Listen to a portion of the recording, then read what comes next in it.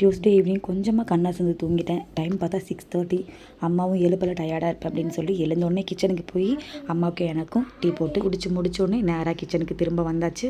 டின்னருக்கு என்ன ரெடி பண்ணலான்னு யோசிச்சுட்டு இருந்தேன். எங்கள் வீட்டில் வந்து நைட்டு டிஃபன் தான் அப்படின்றதுலாம் கிடையாது. ரைஸ் சாப்பிட்ணுன்னா சாப்பிடுவோம், சப்பாத்தி தோசை எதாக இருந்தாலும் ஓகே.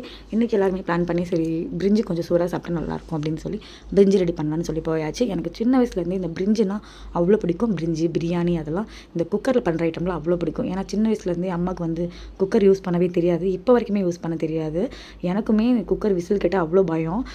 கல்யாணத்துக்கு அப்புறமா தான் என்னோடய ரிலேட்டிவ்ஸ்க்கெலாம் கொஞ்சம் கொஞ்சமாக கேட்டு அந்த குக்கரில் எப்படி யூஸ் பண்ணுறது அப்படின்னு சொல்லி பண்ணியாச்சு.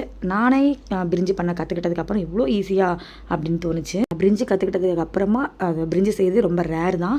ஏன்னா ஒரு விஷயம் கற்றுக்கிற வரைக்கும் தான் நமக்கு பெருசாக தெரியும், சாப்பிடணும்னு தோணும். கற்றுக்கிட்டதுக்கப்புறம் அதை வந்து நான் கண்டு கூட மாட்டோம், அந்த மாதிரி தான். இன்றைக்கி நான் தம் போட்டு தான் பண்ணேன். ரொம்பவே நல்லா டேஸ்ட்டாக தான் இருந்துச்சு.